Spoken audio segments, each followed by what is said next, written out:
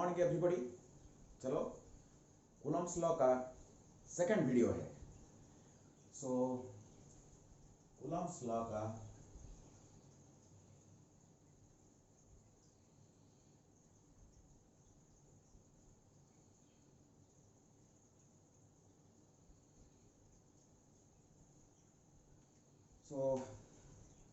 in the previous video we have detailed discussed about Coulomb's law. Actually Coulomb's law एक experimental law होता है। इसके ऊपर कुछ पॉइंट्स हम इस वीडियो के लास्ट में डिस्कशन करेंगे। ओके, सो पहले ये कूलम्ब्स लॉ के रिलेटेड कुछ प्रॉब्लम्स हम सॉल्व करते हैं ताकि हमारा जो कंसेप्ट, जो एप्लीकेशन करने का जो काबिलियत बढ़ाते हैं। ओके, मैं कुछ प्रॉब्लम कलेक्ट किया हूं, इसको हम सॉल्व करते हैं। ठीक है, चलो।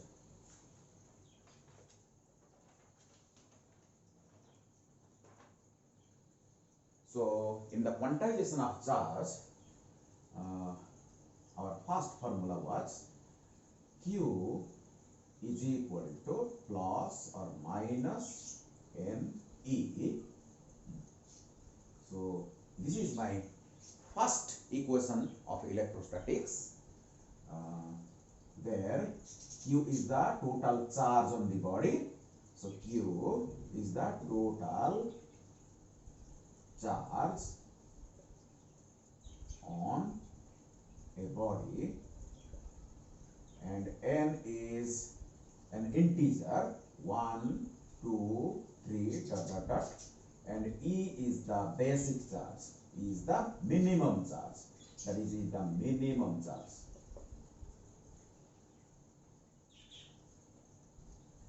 Or quantum of charge.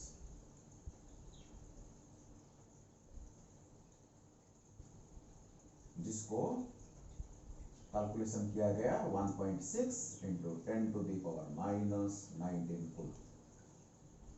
सो पहले हम इसको डिस्कशन कर चुके हैं। तो हमारा जो सेकंड फॉर्मूला था, वो कूलम्ब्स का interaction between two charge particles. Suppose here is charge Q1, here is another charge Q2, and these two charges are considered point charges because Coulomb's law is applicable only for point charges. So Q1 Q2 के बीच में suppose distance R है, so in scalar form, in SI units we can write F is equal to 1 divided by 4 pi epsilon naught Q1 Q2 divided by R square. This is in scalar form.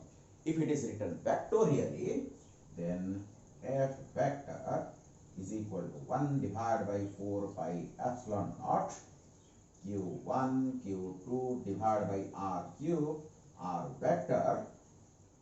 So this is the expression for Coulomb's law in vector form.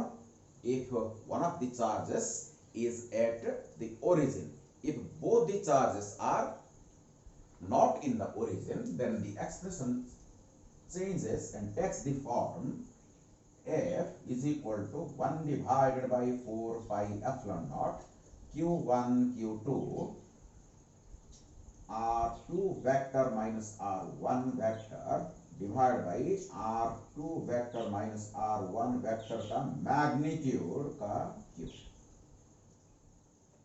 Okay, so these are the formula. अच्छा, तो अगर ये दो charge मेरा vacuum में, okay, this is in vacuum, this is formula in vacuum or free space. This is in vacuum or free space.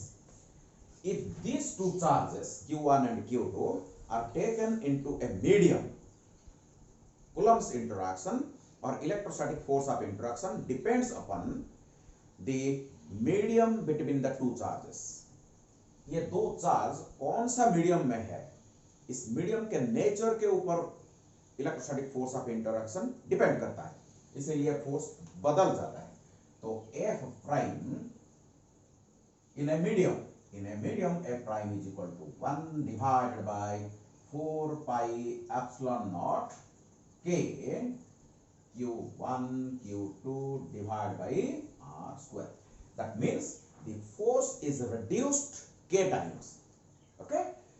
If two charges Q1 and Q2 kept R distance apart in vacuum are taken into a medium, अगर इस system को हम एक medium के अंदर ले जाएंगे, okay, तो force between them will be reduced K times.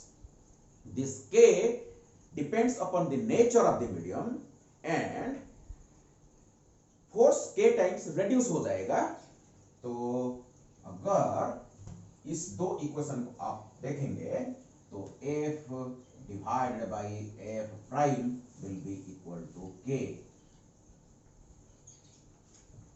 So force जितना गुना कम हो जाएगा मीडियम को लेने से उसको बोलते हैं K। ओके, इसका नाम है डाई इलेक्ट्रिक कांस्टेंट। ओके, इसका नाम डाई इलेक्ट्रिक कांस्टेंट। अच्छा, सो इसको स्पेसिफिक इंडक्टिव कैपेसिटी भी बोलते हैं, रिलेटिव परमिटिविटी भी बोलते हैं। ओके, इसका तीन नाम है, dielectric constant, specific inductive capacity, relative permittivity. आप देख सकते हैं इधर जो एप्सिलॉन नॉट के है, सो एप्सिलॉन नॉट के को हम एप्सिलॉन के नाम में नामित करते हैं। So K is equal to epsilon divide by epsilon not. So these are some points which we have already discussed. Okay, so इसके रिलेटेड आओ कुछ प्रॉब्लम सॉल्व करके इसका जो कंसेप्ट को मजबूत करते हैं। चलो, एक नंबर प्रॉब्लम देखो मेरा। A piece of polythene, number one, a piece of polythene, ये पॉलीथीन है, okay, is rubbed with wool, is rubbed with wool. ये एक पीस है, वूल का एक पीस है, okay. A charge of -2 given in the question, charge of -2 into 10 to the power -7 is developed on the polythene. Polythene में इतना charge develop हो गया। पॉलीथीन को जब वूल के ऊपर हम रब करते हैं तो यहां से वूल से कुछ इलेक्ट्रॉन ट्रांसफर होके इधर आ जाते हैं। तो हम देखा कि charge of the polythene becomes -2 into 10 power -7 coulomb. ठीक है, is developed in the polythene. What is the amount of mass transferred to the polythene? ये polythene को कितना mass transfer हुआ? What is the mass transferred? Okay, calculation कर सकते हैं आप खुद। इस वीडियो को पॉज करो, खुद कैलकुलेशन करने की कोशिश करो, 1 मिनट में हो जाना चाहिए। ओके, चलो आओ देखते हैं। सो हमारा जो पहला फॉर्मूला देखो, ये फॉर्मूला को देखो। So Q is equal to NE। हम प्लस माइनस को नेग्लेक्ट कर सकते हैं, तो Q is equal to NE। यहां से हमको पता चलेगा N कितने इलेक्ट्रॉन यहां से यहां आ गया हम देख सकते हैं। So N is equal to Q divided by E. Okay? So is equal to Q कितना चार्ज डेवलप किया हमारा बॉडी में इतना चार्ज डेवलप किया। माइनस को हम नेग्लेक्ट कर सकते हैं। So 2 times 10 to the power -7 coulomb. अगर इसमें माइनस लिखोगे तो नीचे भी इलेक्ट्रॉन का चार्ज माइनस लिखना पड़ेगा, माइनस प्लस हो जाएगा फिर से, कोई बात नहीं। सो माइनस प्लस को आप इग्नोर करके भी आप कैलकुलेशन कर सकते हैं। So E is equal to 1.6 into 10 to the power -19। ये कूलम, ये भी कूलम कैंसल्स आउट। इसको आप इसका रेशियो आपको लेना है। सो इसको कैलकुलेशन करो, खुद कैलकुलेशन करो कितना आता है।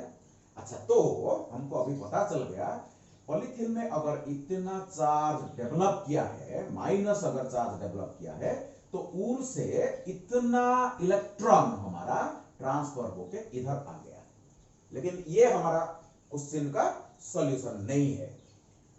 हमारा प्रश्न क्या है, क्वेश्चन में क्या पूछा गया है, what is the mass transfer, यहां से पॉलीथीन को कितना मास ट्रांसफर हुआ बताइए।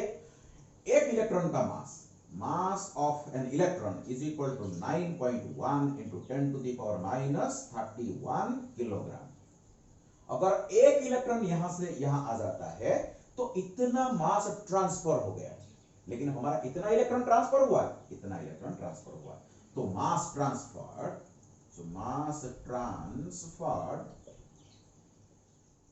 is equal to, ये जो नंबर है आप कैलकुलेशन करना पड़ेगा इसको, 2 × 10⁻⁷ डिवाइड बाय 1.6 इंटू 10⁻⁻19, इतना इलेक्ट्रॉन ट्रांसफर होके आ गया, मल्टीप्लाइड बाय एक इलेक्ट्रॉन का मास 9.1 इंटू 10⁻31 kg। अगर आप इसको कैलकुलेशन करोगे तो आपको मिलेगा 11.38 into 10⁻⁻19 kg। Okay, so this is the answer.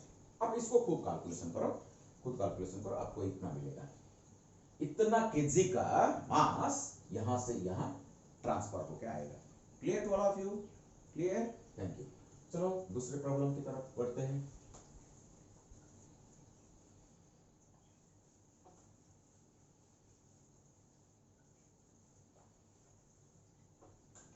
Number 2 problem देखो क्या पूछा गया, 10 to the power 12 alpha particles, 10 to the power 2 alpha particles, that means n is equal to 10 to the power 2. 10 to the power 2 alpha particles fall per second on a neutral sphere. यहां एक neutral sphere है, ये neutral है, okay. एक second में 10 to the power 2 alpha particles इसके ऊपर गिर रहे हैं। क्वेश्चन में ये दिया गया है, so 10 to the power 2 alpha particles are falling on the neutral conductor in 1 second. Okay, calculate the time, हमको टाइम निकालना है, calculate the time in which the sphere gets charged by 2 microcoulomb. So Q is equal to 2 microcoulomb. Okay, so कितने समय में इसका charge हमारा कितना हो जाएगा, Q is equal to 2 microcoulomb बन जाएगा। That means Q is equal to 2 micro means 10⁻⁶ coulomb बन जाएगा। सो इतना चार्ज डेवलप करने के लिए न्यूट्रल कंडक्टर में कितना टाइम लगेगा, अगर एक सेकेंड में 10 to the power 2 alpha particles इसके ऊपर गिर रहे हैं। Okay, see solution. चलो आओ करते हैं, खुद कोशिश करो, इसके बाद मेरे को देखो। ये प्योरली एरिथमेटिक का प्रॉब्लम है, कुछ डिफिकल्टी नहीं है। इस फॉर्मूला को यूज करो और थोड़ा सा एरिथमेटिक का आइडिया होना चाहिए। चलो सॉल्यूशन क्या होगा, देखो एक सेकेंड में अगर 10 to the power 2 alpha particles गिर रहे हैं तो t सेकेंड में कितना गिरेगा। So in t seconds the number of alpha particles falling on this neutral conductor will be 10 to the power 2 times t। एक सेकेंड में 10 to the power 2 alpha particles गिर रहे हैं तो t सेकेंड में कितना गिरना चाहिए, 10 टू द पावर 2 t गिरना चाहिए।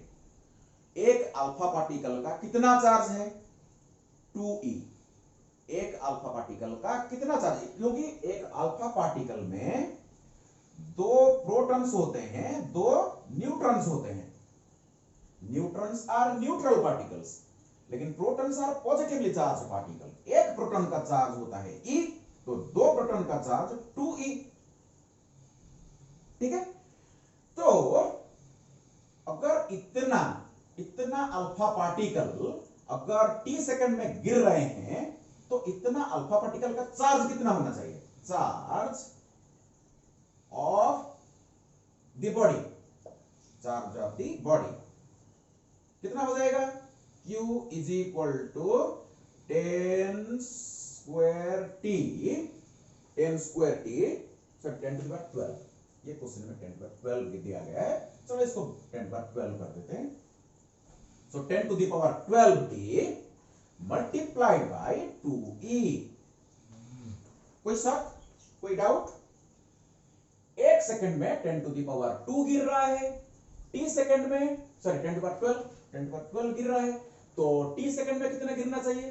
10 to the power 12 alpha particles गिरना चाहिए। एक अल्फा पार्टिकल का कितना चार्ज है? 2e, तो 10 टू द पावर 12 टी का कितना चार्ज होना चाहिए? इतना चार्ज होना चाहिए, लेकिन इतना चार्ज जो गिरेगा वो तो पहले दिया हुआ है, तो Q इक्वल टू कितना है?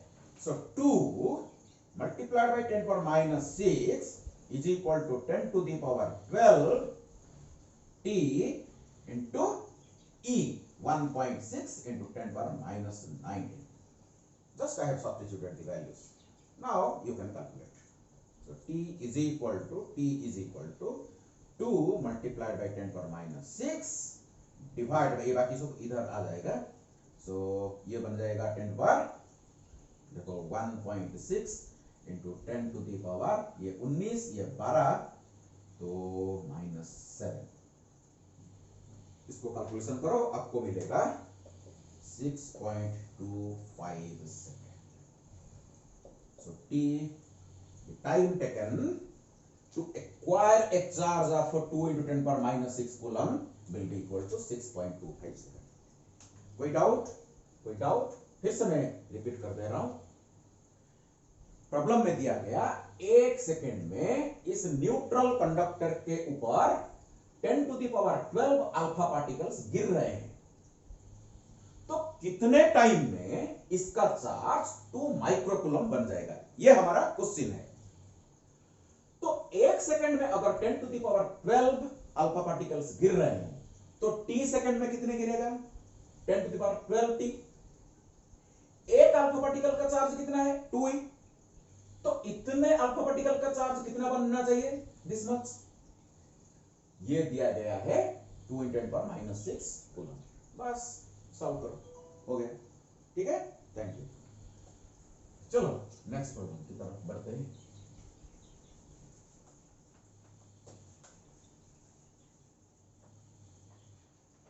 Number 3, in a neutral sphere, ये न्यूट्रल है। न्यूट्रल का मतलब क्या है? इसमें जितना प्रोटॉन्स है, number of protons is equal to number of electrons, इसीलिए ये न्यूट्रल है। जितना पॉजिटिव चार्ज उतना नेगेटिव चार्ज, इसीलिए ये न्यूट्रल है। So in a neutral sphere 5 into, इसमें 5 into 10 to the power 21 electrons present. उसमें दिया गया इतने इलेक्ट्रॉन्स इसके अंदर है, okay.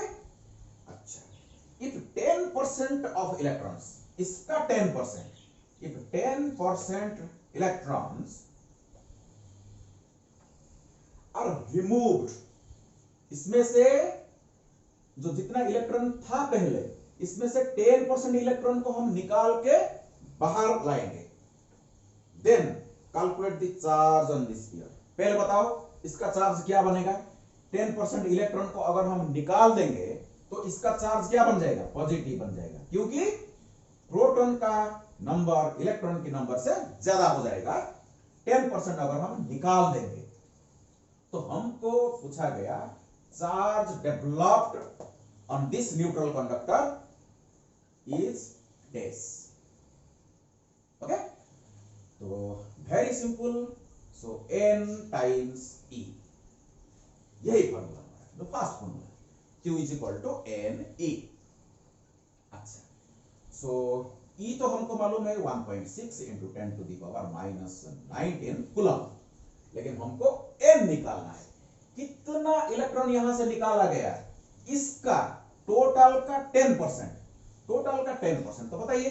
So n equal to कितना बताइए, n is equal to 5 multiplied by 10 to the power 21, इसका 10%,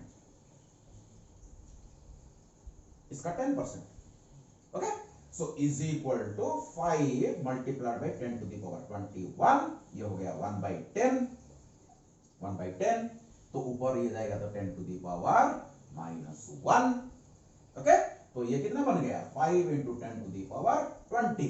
सो n is equal to 5 into 10 to the power 20 multiplied by this much. Now you can calculate yourself. तो ये बन गया 8 into 10 to the power 1, तो 80, इसका answer है 80 coulomb, 80 coulomb. ठीक है, कोई गड़बड़ी देखते हैं। सो 5 10 पावर 21, 10% इसका, तो 10% तो 10 पावर -1, ओके। तो ये बन गया 10 power 20, so 5 into 10 power 20 multiplied by this much, so 1.6 multiplied by 5, 8, ठीक है, okay. So 10 to the power 1, तो 80, ठीक है, ठीक है, दिस इज द आंसर। कोई शक?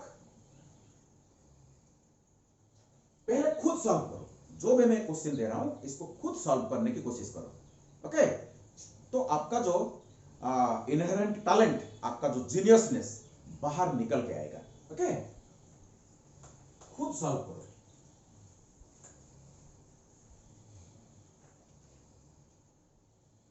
नेक्स्ट क्वेश्चन 4, ये आपको करना है।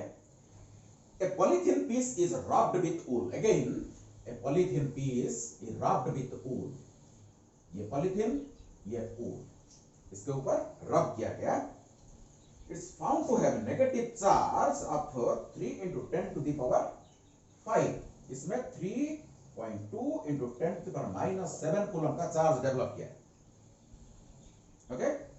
A polythene piece is rubbed with wool is found to have a negative charge. इसमें इतना नेगेटिव चार्ज आ गया। फाइंड, दो प्रश्न है, number of electron transfer, number of electron यहां से निकल के यहां कितना इलेक्ट्रॉन ट्रांसफर हुआ, पहले इसको आपको निकालना है। सेकंड में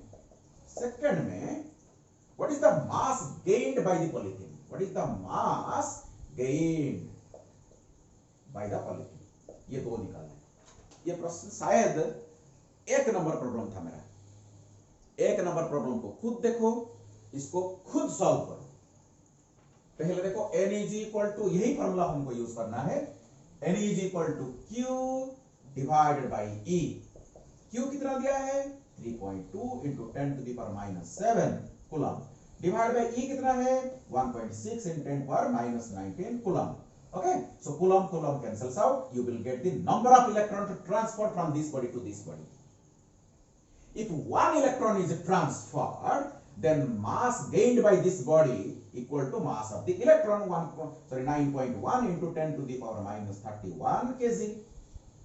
एक इलेक्ट्रॉन अगर ट्रांसफर होता है तो इतना मास इंक्रीज होता है इसका, तो इतना इलेक्ट्रॉन अगर ट्रांसफर हो जाएगा तो मास gained is equal to number, this number 3.2 into 10 power -7 divided by 1.6 into 10 power -19 multiplied by mass of the electron 9.1 into 10 power -31, इतना kg, this much kg you have to calculate, इसको calculate करो। this much kg will be increased, polythene का इतना मास increase करेगा, ठीक है। 1 number problem, ये number problem में कुछ अंतर नहीं है, जस्ट आपको प्रैक्टिस में कराया। चलो नेक्स्ट, लेवल थोड़ा बढ़ाता है धीरे धीरे। Question number 5, question number 5, for the system shown in figure, for the system shown in figure, find Q for which the resultant force on Q is 0। देखो बहुत इंटरेस्टिंग प्रॉब्लम है। इस प्रॉब्लम को जानने से पहले मैं और एक प्रॉब्लम आपको दे रहा हूं। देखो ये एक इक्विलैटरल ट्रायंगल है, ये एक इक्विलैटरल ट्रायंगल है। सपोज इसका साइड है A, यहां एक चार्ज है, यहां एक चार्ज है, यहां भी एक चार्ज है। Find out the net force on this charge due to this two charges. तीन चार्ज है, इक्वल चार्ज है। Find the net force on one of the three charges by other two charges. Okay, suppose इसको हम नाम देते हैं 1, इसको देते हैं 2, इसको देते हैं 3। आपको कैलकुलेशन करना है ये दोनों मिलके इसके ऊपर कितने फोर्स डालेंगे। चलो देखते हैं। Actually Coulomb's interaction, electrostatic force of interaction is a two body interaction। मैं बाद में आपको बताऊंगा Coulomb's जो लॉ है इसके डिफरेंट पॉइंट्स, इंपोर्टेंट पॉइंट्स को मैं आज कलेक्ट करूंगा। इससे पहले मैं बता रहा हूं तो Coulomb's interaction और electrostatic force of interaction is a two body interaction। That means the electrostatic interaction between two charged bodies or two charged particles does not change if any other charge comes in the vicinity of the two charges। अगर दो charge है, you see, suppose ये एक number charge, दो number charge, ये पहले नहीं है, एज्यूम करो ये नहीं है। ये दोनों के बीच में जो फोर्स है, इलेक्ट्रोस्टैटिक फोर्स है, इसमें कोई अंतर नहीं आएगा, इसमें कोई चेंजेस नहीं आएगा अगर थर्ड चार्ज आ जाता है। Okay, the force between two charges will not be changed if third charge, fourth charge, any other charge comes near the two charges। That is the reason for which principle of superposition holds good over here। Okay, so F is equal to F net is equal to the vector sum of F1 and F2। जितने भी force लगेगा इसके ऊपर सबका vector sum होगा net force on this charge. यहां देखो दो चार्ज है, ये चार्ज भी कुछ फोर्स लगाएगा, ये चार्ज भी कुछ फोर्स लगाएगा, ये दोनों का जो वेक्टर सम होगा वो होगा resultant force on this charge. ठीक है, चलो आओ करते हैं। समझो ये नहीं है, ये चार्ज इसके ऊपर कितना फोर्स लगाएगा देखो, इसलिए मैं फॉर्मूला कलेक्ट कर रखा हूं इधर आपके लिए। So F is equal to बार बार 1 डिवाइड बाई 4 पाई एप्सिलॉन नहीं लिखेंगे, 1 divide by 4 pi epsilon naught की जगह हम K लिखेंगे। ओके, सो टाइम सेव करने के लिए 1 divide by 4 pi epsilon not formula में बार बार आएगा, इसलिए इसके जगह हम K लिखेंगे। K डाइलेक्ट्रिक कांस्टेंट नहीं है, ये जो K अलग है, ये K डाइलेक्ट्रिक कांस्टेंट है। ये K just 1 divide by 4 pi epsilon naught का रिप्रेजेंटेशन शॉर्ट फॉर्म में मैं लिख रहा हूं। चलो आओ बताओ ये जो फोर्स मेरे को बताओ कितना है। इसको अगर F1 में नाम दे दूं तो ये हो जाएगा F1 वेक्टर, इसको स्केलर फॉर्म में लिखते हैं। सो K Q1 Q2 कितना हो जाएगा Q square divide by distance कितना है A square. Sorry, clear? So this is the direction। Actually Coulomb's law का second point और एक important point, Coulomb's law, that means Coulomb's force, Coulombian force or electrostatic force of interaction is a central force। It acts along the line joining the two particles। ये दो charged particle को अगर join करोगे तो इस line में वो force act करेगा। इसीलिए Coulomb's interaction is a central force। That means it acts along the line joining the two charged particles। So this is the force of repulsion। अच्छा, अभी एज्यूम करो ये नहीं है, तो ये कितना फोर्स इसके ऊपर डालेगा?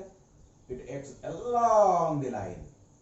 Again it is F2 is equal to K Q1 Q2 Q square divide by distance का स्क्वायर जो A स्क्वायर। You see दोनों का मैग्नीट्यूड सेम है, अगर दोनों का मैग्नीट्यूड सेम है तो इसको F लिख दो, इसको भी F लिख दो। दो फोर्स का मैग्नीट्यूड सेम है लेकिन डायरेक्शन अलग है, तो we have to add vectorially हमको ऐड करना है। तो बताइए F नेट, तो रिजल्टेंट फोर्स का magnitude is equal to square root of F square plus F square, F square plus F square, A square plus B square plus 2AB cosine of theta. हो गया? तो is equal to square root of 2F square plus 2F square cos theta. You see, it is an equilateral triangle. This is 60, this is 60, this is also 60. If this is 60, this must be 60. इसको हम parallelogram complete करते हैं। सो ये होगा मेरा resultant, ये होगा मेरा F नेट का डायरेक्शन, F नेट का डायरेक्शन। ओके, अब देखो ये 60 डिग्री बन गया। So is equal to 2F square plus 2F square cos 60 कितना है? Half, 2 cancels out, so it is 3F square root over, so is equal to root 3F is equal to root 3F, F कितना है? K Q square divided by A square. This is the answer, this is the answer। देखो मैं जो problem को की तरफ बढ़ रहा हूं, 5 नंबर जो प्रॉब्लम होगा हमारा, इसको समझने के लिए थोड़ा बहुत ये नॉलेज होना चाहिए। प्रिंसिपल ऑफ सुपरपोजिशन को कैसे यूज करते हैं इसका नॉलेज आपके पास होना चाहिए। चलो प्रॉब्लम में थोड़ा सा ट्विस्ट देते हैं, सेम टाइप का प्रॉब्लम लेकिन थोड़ा सा ट्विस्ट।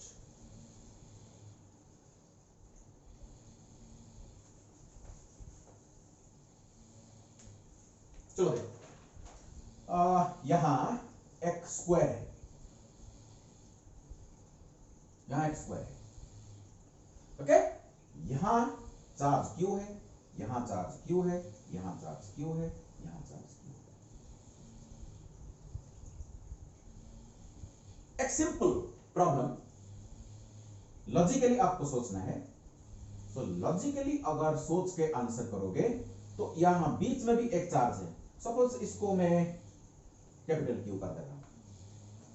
अब बताइए ये चारों चार्ज जो वर्टेक्स में है, ये चारों चार्ज मिलके ये जो intersection of the diagonal centre of the square में जो चार्ज बैठा हुआ है Q, इसके ऊपर कितने फोर्स लगाएंगे, कितने नेट फोर्स लगाएंगे? बताओ, सोचो, कैलकुलेशन की कोई जरूरत नहीं है, लॉजिकली आपको सोचना है। देखो ये चार्ज इसके ऊपर जितना फोर्स लगाएगा इधर along the line central force, ये चार्ज भी इसके ऊपर उतना ही फोर्स लगाएगा इधर, तो कैंसिल हो जाएगा।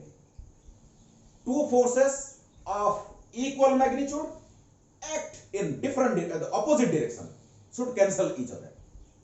ओके, सो 180 डिग्री होगा तो कैंसिल हो जाएंगे। Equal magnitude, opposite direction, net force 0। देखो ये चार्ज इसके ऊपर इधर एक फोर्स लगाएगा, ये चार्ज इसके ऊपर इस डायरेक्शन में फोर्स लगाएगा, सो ये दो भी कैंसिल हो जाएंगे। तो नेट फोर्स कितना बन जाएगा? F net is equal to 0। लेकिन ये मेरा प्रश्न नहीं है, ये मेरा प्रश्न नहीं है, ये तो लॉजिकली भी सोच के आप बता सकते थे। मेरा प्रश्न है, सपोज ये फर्स्ट चार्ज, ये सेकंड चार्ज, ये थर्ड चार्ज, ये फोर्थ चार्ज, अभी मेरे को आप कैलकुलेशन करके बताना है ये तीनों चार्ज 1 2 3 Q Q Q, ये तीनों मिलके इसके ऊपर कितने फोर्स डाल रहे हैं, फोर्थ फोर्स के ऊपर, फोर्थ चार्ज के ऊपर कितना फोर्स डाल रहे हैं, इसको आप कैलकुलेशन करके मेरे को बताना है। बताओ बताओ, खुद करो, थोड़ा सा चेंजेस है, नथिंग। देखो ये सपोज साइड ए साइड दिया है, कोई कुछ भी ले सकते हैं। सो ये इसके ऊपर कितना फोर्स एक्ट करेगा? ये होगा F1। सो ये इसके ऊपर कितना फोर्स लगाएगा? F2।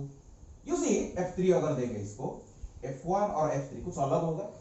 देखो ये जो सिचुएशन, देखो ये सिचुएशन पूरा सेम है, Q Q distance A, Q Q distance A, ये फोर्स का मैग्नीट्यूड जितना होगा ये फोर्स का मैग्नीट्यूड उतना होगा, इसको F लिख देते हैं। ओके, तो इसका काम तमाम करते हैं, इसका काम तमाम करते हैं। चलो बताओ F कितना है। So F is equal to K Q square divide by A square, होगा कि नहीं? K Q square divide by A square, ये भी K Q square divide by A square होगा। So is equal to K Q square by A square, ये भी हो जाएगा K Q square divide by A square. ये दोनों का रिजल्टेंट देखो, पैरेललोग्राम प्लॉट करो, पैरेललोग्राम कंप्लीट करो।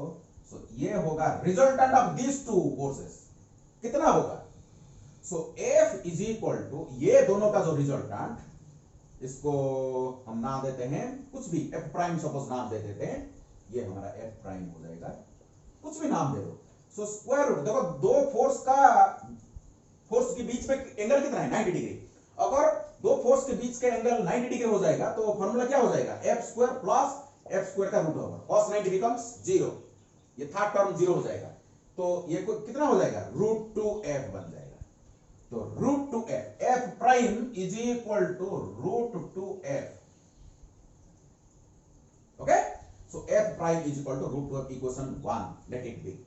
और भी एक थर्ड चार्ज, यू सी, और भी एक चार्ज है इधर, इसके द्वारा फोर्स, इसके द्वारा फोर्स का हम रिजल्टेंट लेके आए। अभी और भी एक चार्ज है, ये भी फोर्स लगाएगा इसके ऊपर, ये भी फोर्स लगाएगा इसके ऊपर। बताइए, ये A है, ये A है, तो ये डायगोनल कितना होना चाहिए? √2A। ये डिस्टेंस कितना होना चाहिए? √2A होना चाहिए। अभी बताओ ये फोर्स कितना है? तो इसको हम अगर F डबल प्राइम नाम देंगे तो K Q square divide by distance का स्क्वायर, तो √2A का square, so is equal to K Q square divide by 2A square. हो गया? आप देख सकते हैं इसके ऊपर जो फोर्स लगेगा, इसके ऊपर जो फोर्स लगेगा, इसका भी डायरेक्शन देखो, F डबल प्राइम का भी डायरेक्शन इधर होगा, F प्राइम के डायरेक्शन में। ये दोनों फोर्स का जो रिजल्टेंट होगा F प्राइम इधर होगा, इसके द्वारा भी जो फोर्स लगता है वही डायरेक्शन रहेगा। तो ये F नेट बताओ अभी, F net is equal to F prime plus F double prime. तो F प्राइम हमारा कितना है? √2F plus √2F। एक काम करते हैं, इधर √2F बताओ, F कितना है? K Q square by A square, K Q square divide by A square, यहां सब्स्टिट्यूट कर देते हैं, √2 K Q square divide by A square, यह हो गया मेरा F prime. F double prime बताइए कितना? F डबल प्राइम कितना है? देखो, K Q square divide by 2A square. So answer बताओ। सो K Q square divide by A square √2 plus half, this is the answer, this is the answer. Okay, इसको आप solve करना चाहिए मेरे से पहले। ओके, मैं थोड़ा एक्सप्लेनेशन दिया इसीलिए थोड़ा टाइम लगा, नहीं तो ये देखने से भी पता चलता है। खुद सॉल्व करते हैं।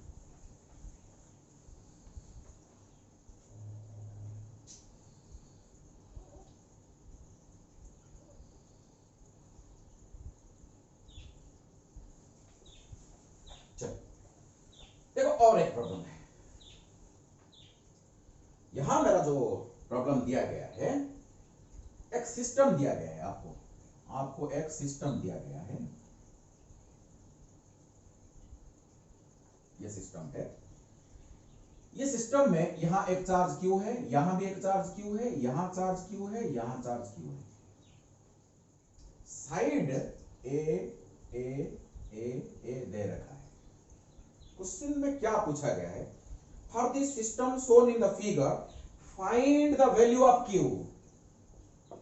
Q का वैल्यू कितना होना चाहिए, इसका मैग्नीट्यूड कितना होना चाहिए, इसका नेचर क्या होना चाहिए।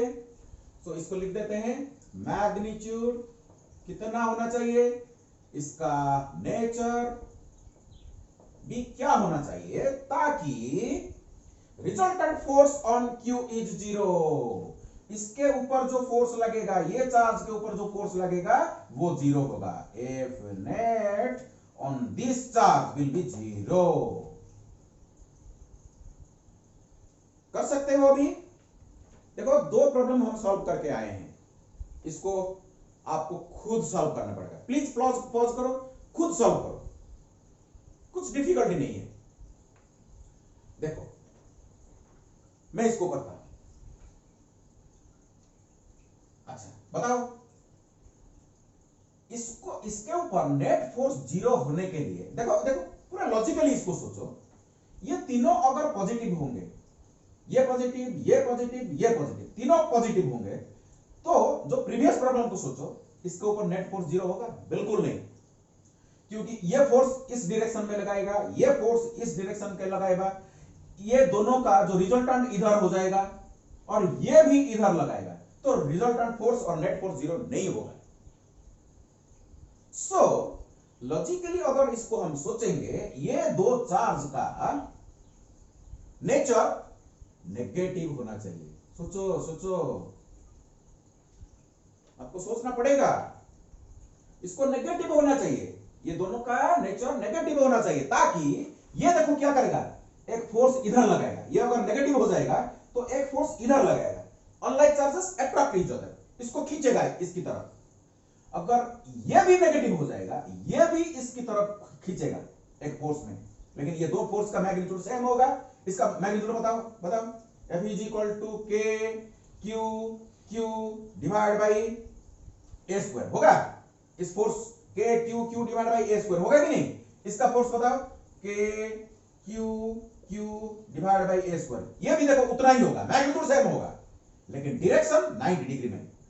ये दोनों का, ये दो फोर्स के बीच में एंगल कितना है? 90 डिग्री। तो बताओ एफ नेट, ये दोनों का एफ नेट बताओ, F net √2 K Q Q divide by A square होगा। दो फोर्स के बीच में एंगल 90 डिग्री है, तो इतना होना चाहिए भाई, F square plus F square का रूट ओवर होना चाहिए कि नहीं, एफ नेट। तो F net is equal to √2f, लेकिन एफ इज इक्वल टू कितना? K Q Q divide by A square. Okay, तो एफ नेट इतना, ये दो फोर्स का, तो ये दो फोर्स का रिजल्टेंट किधर होगा? इसको पैरेललोग्राम कंप्लीट कर दो, तो ये होगा हमारा डायरेक्शन, ये मेरा हो गया F net due to this two forces. इसको एफ नेट प्राइम देते थे, ओके, एफ नेट प्राइम देते थे, क्योंकि पहले से हम एफ नेट 0 बनाना है हमको। सो ये पॉजिटिव चार्ज, ये पॉजिटिव चार्ज को क्या करेगा? रिपेल करेगा इस डायरेक्शन में। बताइए, इसको अगर हम एफ डबल प्राइम नाम देंगे, तो F double prime is equal to कितना होगा? K Q Q divided by distance का स्क्वायर, सो √2a का स्क्वायर। ये डिस्टेंस कितना है? √2a डायगोनल, ओके, तो कितना हो गया? देखो K Q square divide bye 2a square बन गया। ये क्वेश्चन 1, ये क्वेश्चन 2। देखो ये फोर्स का डायरेक्शन देखो इधर, ये फोर्स का डायरेक्शन देखो इधर 180 डिग्री। अगर ये दो फोर्स का मैग्नीट्यूड अगर सेम हो जाएगा, तो इसके ऊपर नेट फोर्स 0 हो जाएगा, तो इसको इक्वेट करना है। So for F net on Q to be 0, F net prime is equal to F double prime. तो चलो इक्वेट कर देते हैं, √2 K Q Q divided by A square is equal to K Q square divide by 2a square. देखो यहां से a square को a square काट देते हैं, K Q के एक Q को निकाल देते हैं, तो बाकी जितना रहा वो तो आंसर आपका। तो Q इज इक्वल टू कितना हो जाएगा? Q divide by 2√2, Q divide by 2√2। ये आंसर नहीं है, आंसर क्या है बताओ? माइनस। नेगेटिव चार्ज होना चाहिए, नेचर क्या है? नेगेटिव, मैग्नीट्यूड क्या है? Q divide by 2√2। तो this is the answer. Clear to all? फिर से सोचो, फिर से इसको सॉल्व करो, थोड़ा सा लॉजिकल भी था, थोड़ा सा न्यूमेरिकल भी था।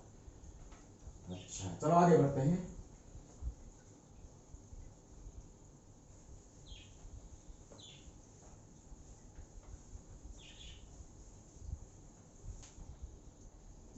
और एक बढ़िया प्रॉब्लम, एक हेक्सागन आपको दिया गया, ये भी आप लॉजिकली सोच के बता सकते हो, सॉल्व करने की कोई जरूरत ही नहीं, देखते भी पता चलता है, देख के ही पता चलता है। सपोज ये side vertex A B C D E F, regular hexagon, okay. तो यहां मेरा चार्ज Q, यहां भी Q, यहां भी Q, यहां भी Q, यहां भी Q। ये जो डायगोनल्स का जो इंटरसेक्शन है, इधर एक चार्ज बैठा हुआ है -Q, यहां चार्ज नहीं है, देखो A में चार्ज नहीं है। अगर A में Q चार्ज होता, सोचो सोचो, A में अगर Q चार्ज होता तो नेट फोर्स इसके ऊपर क्या होता है?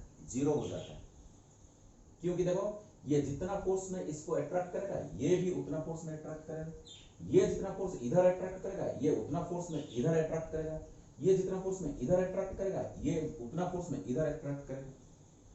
सो तीन पेयर ऑफ फोर्सेस, तीन pair of equal and opposite forces develop करता है, तो इसके ऊपर नेट फोर्स कितना हो जाता है? 0 हो जाता है।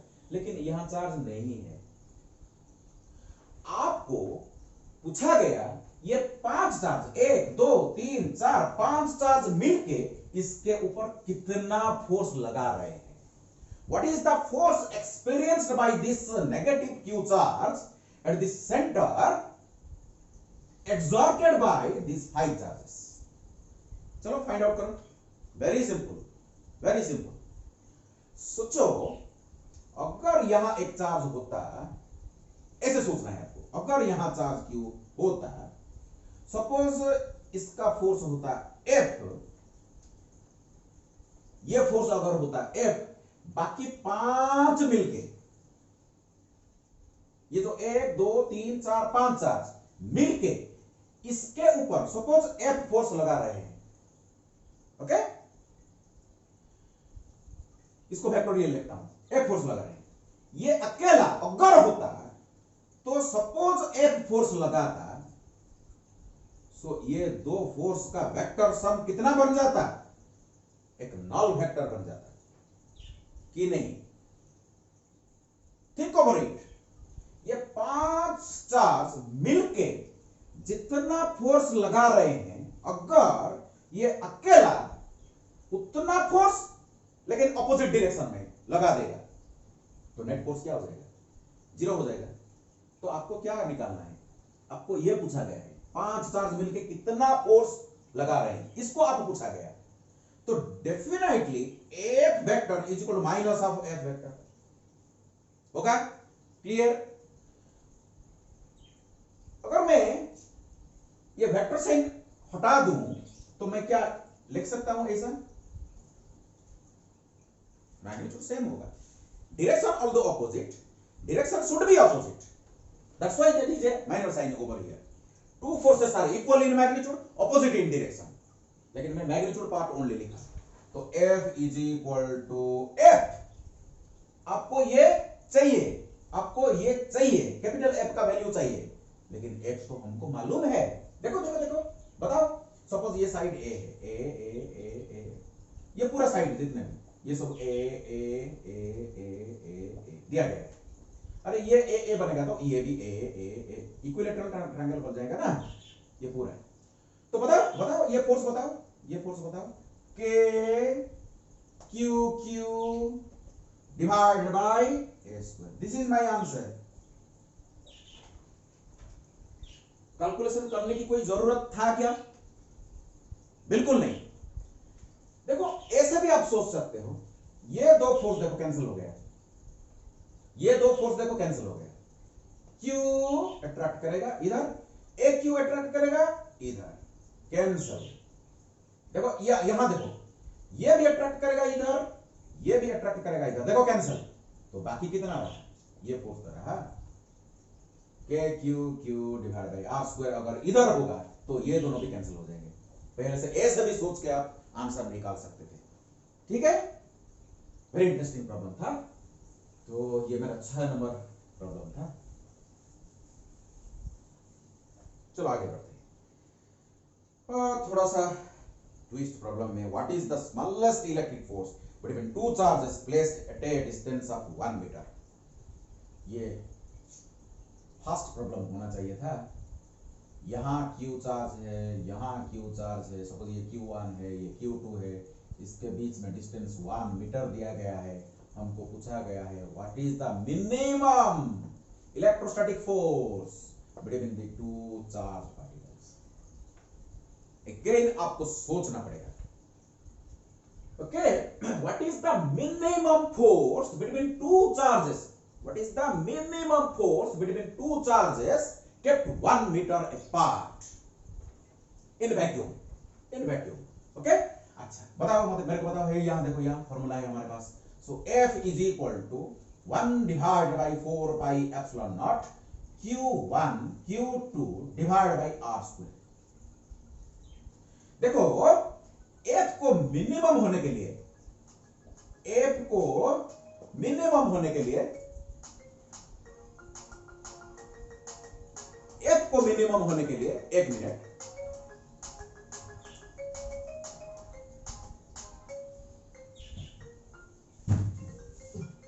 F को मिनिमम होने के लिए देखो, इसको मिनिमम होना चाहिए, ये भी मिनिमम होना चाहिए। R तो दिया गया, ठीक से देखो ये 9, so F minimum is equal to 9 into 10 to the power 9, 1 divide by 4 pi epsilon naught का वैल्यू कांस्टेंट है, इसको हम बदल नहीं सकते, इसको हम बदल नहीं सकते। सो Q1 को मिनिमम करना पड़ेगा, Q1 मिनिमम, यहां मेरा कंसेप्ट है, is equal to Q2 minimum. बताओ मिनिमम चार्ज कितना है? 1.6 into 10 to power minus 19 coulomb. इससे कम चार्ज आपको मिल नहीं सकता। मेरा फर्स्ट वीडियो को देखो, क्वांटाइजेशन ऑफ चार्ज में मैं आपको बताया, इससे कम चार्ज हमको मिल नहीं सकता। This is the minimum charge a body can have. Okay, so multiplied by Q1 Q2, same 1.6 into 10 to the power minus 19 का स्क्वायर डिवाइड बाय डिस्टेंस कितना है? 1 मीटर का स्क्वायर। हो गया, आपका आंसर हो गया। आप सॉल्व कर सकते हो इसको, आप इसको सॉल्व कर सकते हो। F minimum is equal to, calculation करके रखा हूं इधर शायद,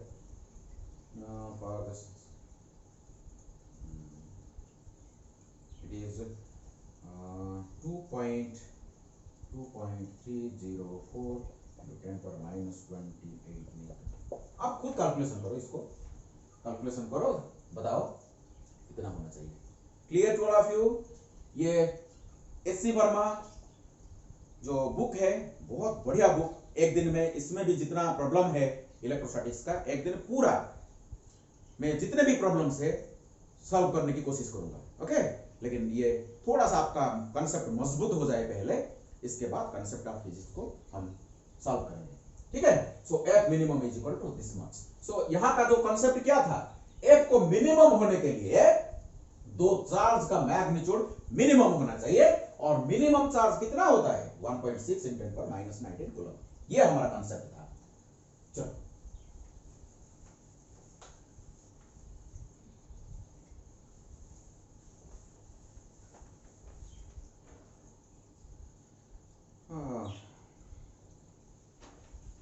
देखो, और एक बढ़िया प्रॉब्लम आ गया। Find out the force on 5 coulomb charge. यहां 5 कूलम का चार्ज है, यहां 5 कूलम का चार्ज है, और इस पॉइंट का कोऑर्डिनेट है 6 8। यहां का कोऑर्डिनेट है 6 8। Due to -2 coulomb of charge, due to -2 coulomb of charge at coordinate 3 4। देखो ये एक नया टाइप का प्रॉब्लम। सो इसको हमको वेक्टोरियल अप्रोच करना है, वेक्टोरियल अप्रोच करना है, इसीलिए मैं ये फॉर्मूला को आपके पास पेश किया। देखो ये फॉर्मूला वेक्टोरियली लिखा गया है, सो आराम से हम इसको सॉल्व कर सकते हैं। चलो देखते हैं। हाँ चलो बताओ मेरे को, ये जो वेक्टर बन गया, ये मेरा R वेक्टर है। ओके, ये मेरा R2 माइनस R1 वेक्टर है। R vector is equal to R2 minus R1 vector. देखो देखो देखो देखो, इसका अगर वेक्टोरियल रिप्रेजेंट करूं तो R2 इधर लिख सकता हूं, R2 vector is equal to 6ik plus 8jk होगा। इसको इस पॉइंट का पोजीशन वेक्टर, इस पॉइंट का जहां मेरा 5 कूलम का चार्ज है, इस पॉइंट का पोजीशन वेक्टर मेरा 6ik 8jk।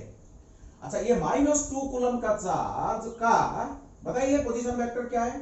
3ik plus 4jk कि नहीं? बताओ मेरा R2 माइनस R1 वेक्टर का वैल्यू बताओ, जिसको मैं R के साथ रिप्रेजेंट किया। बताओ बताओ बताओ, तो बताओ यहां 6ik plus 8jk minus 3ik plus 4jk होगा। So is equal to 6 minus 3 i cap को माइनस करना पड़ेगा, j से j माइनस करना पड़ेगा। 6 माइनस 3 3i, 8 माइनस 4 4jk हो गया। सो this is my R2 vector minus R1। ये जो वेक्टर है, ये जो R वेक्टर है, ये जो R वेक्टर है, ये हो गया आपका इतना। मेरे को बताओ R2 वेक्टर माइनस R1 जो वेक्टर, ये जो R2 माइनस R1 वेक्टर का मैग्नीट्यूड को बताओ। R2 माइनस R1 वेक्टर का मैग्नीट्यूड मेरे को बताओ। Square root of 3 square plus 4 square होगा, सो होगा 5। Now use this formula, use this formula. So F vector is equal to 1 divided by 4 pi epsilon naught, that is 9 into 10 to the power 9, 9 into 10 power 9, Q1 Q2। Q1 कितना है? -2। Q2 कितना है? 5। जब, please keep in mind, very very important point to be noted, जब problem को आप vectorially solve कर रहे हो, वेक्टर अप्रोच आप कर रहे हो, सो ये जो Q1 Q2 है, इसको साइन के साथ लिखना चाहिए। प्लीज कीप इन माइंड, जब वेक्टर अप्रोच करोगे, प्रॉब्लम को वेक्टोरियली सॉल्व करोगे, तो यहां जो Q1 Q2 है, मैग्नीट्यूड नहीं, पूरा साइन के साथ आपको लिखना है।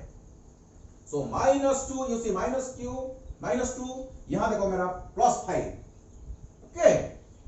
देन R2 माइनस R1 कितना है देखो, सो 3ik plus 4jk divided by R2 minus R1 vector का मैग्नीट्यूड का होल क्यूब। ये तो मैग्नीट्यूड देखो 5, इसका होल क्यूब, 5 का होल क्यूब। खत्म। आप खुद सॉल्व कर सकते हो, आप खुद सॉल्व करो इसको, ओके। तो देखो यहां 5 है, यहां 5 क्यूब है, एक 5 कट जाएगा, तो यहां रहेगा कितना? 25 रहेगा, 25, ओके। इसको खुद कैलकुलेशन करो और वेक्टोरियली इसको रिप्रेजेंट करो। आपको मैं आंसर लिखा गया? नहीं लिखा, मैंने आंसर नहीं लिखा, आपको खुद सॉल्व करो, ओके। सो लेकिन जो आंसर आएगा, इसमें से मल्टीप्लाई करके i कैप j कैप में आपको एक्सप्रेस करना है, ठीक है। इसको सॉल्व कर दो और i कैप j कैप में आपको एक्सप्रेस करना है। ये बहुत नया प्रॉब्लम था, बहुत बढ़िया प्रॉब्लम था। वेक्टोरियली एक प्रॉब्लम को कैसे डील किया जाता है, कीप इन माइंड, ये जो Q1 Q2 को साइन के साथ आपको लिखना है, साइन के साथ लिखना है। पहले R2 माइनस R1 निकालो, फिर इसका मैग्नीट्यूड निकालो, यहां वेक्टर को रखो, यहां मैग्नीट्यूड को रख के क्यूब कर दो, हो गया, खत्म। चलो नेक्स्ट प्रॉब्लम को सॉल्व करते हैं। चलो नेक्स्ट, ये प्रॉब्लम थोड़ा एडवांस लेवल का है, थोड़ा सा ऊपर हम जा रहे हैं। देखो बहुत बढ़िया प्रॉब्लम है। यहां चार्ज Q1 है, यहां चार्ज Q1 है और ये फिक्स्ड है, ओके। R1 डिस्टेंस में और एक चार्ज है Q2, ओके। इसको मैं पकड़ के रखा हूं, छोड़ दूंगा तो ये तो भागेगा ना, like charges repel each other. So इसको मैं पकड़ के रखा हूं। अभी इनिशियल वेलोसिटी इसका 0 है, इनिशियल वेलोसिटी क्या है इसका? 0 है। अगर मैं इसको छोड़ दूं तो इलेक्ट्रोस्टैटिक फोर्स इसके ऊपर लगेगा, ये तो फिक्स है, तो रिपल्सिव फोर्स जो इधर लगेगा ये भागेगा, ये एक्सेलरेट करेगा, ये एक्सेलरेट करेगा। और देखो जितना दूरी बढ़ रहा है, जो डिस्टेंस बढ़ रहा है, तो फोर्स भी क्या होना चाहिए, घटना चाहिए। सी F इज inversely proportional to R square. जितना डिस्टेंस बढ़ेगा स्क्वायर में फोर्स का मैग्नीट्यूड डिक्रीज होगा, तो एक्सेलरेशन भी चेंज होगा, एक्सेलरेशन भी चेंज होगा। जब यहां पहुंचेगा R2, ये मेरा R1 डिस्टेंस था, जब R2 डिस्टेंस में ये पहुंचेगा Q2, यहां का वेलोसिटी कितना होगा बताइए। मैं इसको कैसे सॉल्व कर रहा हूं, please concentrate your mind. And यहां देखो इलेक्ट्रोस्टैटिक्स और आपका जो क्लासिकल मैकेनिक्स, न्यूटनियन मैकेनिक्स, दोनों का कॉम्बिनेशन होगा। आजकल जो एडवांस लेवल में प्रॉब्लम आ रहा है, सो इंटर चैप्टर का 2 या 3 चैप्टर का कॉम्बिनेशन का प्रॉब्लम होता है। ओके, सो यहां देखो इलेक्ट्रोस्टैटिक्स और आपका जो क्लासिकल मैकेनिक्स दोनों मिल जाएंगे। इधर देखो, बाबू देखे अंशु, देखो देखो इसको कैसे मैं सॉल्व कर रहा हूं। देखो यहां Q1 चार्ज फिक्स्ड है, यहां Q2 चार्ज मैं पकड़ के रखा हूं, अभी इसको मैं छोड़ दूंगा तो लाइक चार्ज के कारण रिपल्सिव फोर्स एक्ट करेगा। तो R2 दूरी में जब पहुंचेगा इसका वेलोसिटी क्या होगा। ओके, सो देखो as force is variable, R distance में जाके मैं एक पॉइंट लूंगा इधर। अभी बताइए ये Q1 और Q2 अगर R दूरी में है तो फोर्स कितना होना चाहिए। F is equal to K 1 divide by 4 pi epsilon naught Q1 Q2 divide by distance का स्क्वायर R स्क्वायर, अगर R डिस्टेंस में है तो। ओके, अगर दिस पार्टिकल का मास m है, सेकेंड चार्ज पार्टिकल का मास अगर m है, हम यहां लिख सकते हैं m times a is equal to K Q1 Q2 divide by R square. Clear, F equal to m है, न्यूटन से सेकेंड लॉ। तो बताइए a इज इक्वल टू कितना होगा, K Q1 Q2 divide by m R square होगा। m को इधर ले जाओ, देखो acceleration is variable over here, acceleration is variable because force is variable, force change हो रहा है इसलिए acceleration भी चेंज हो रहा है। अगर कांस्टेंट एक्सीलरेशन होता तो मैं काइनेमेटिक्स का इक्वेशन को यूज कर सकता था, लेकिन नहीं। You see, so a is equal to dv divide by dt, acceleration is equal to dv divide by dt, rate of change of velocity. So is equal to मैं ऐसे लिख सकता हूं dv divide by dr multiplied by dr divide by dt, लिख सकता हूं। dv by dt को dv by dt ऐसे ही रहने दिया और dr डिवाइड किया, dr मल्टीप्लाई किया, कोई चेंज नहीं।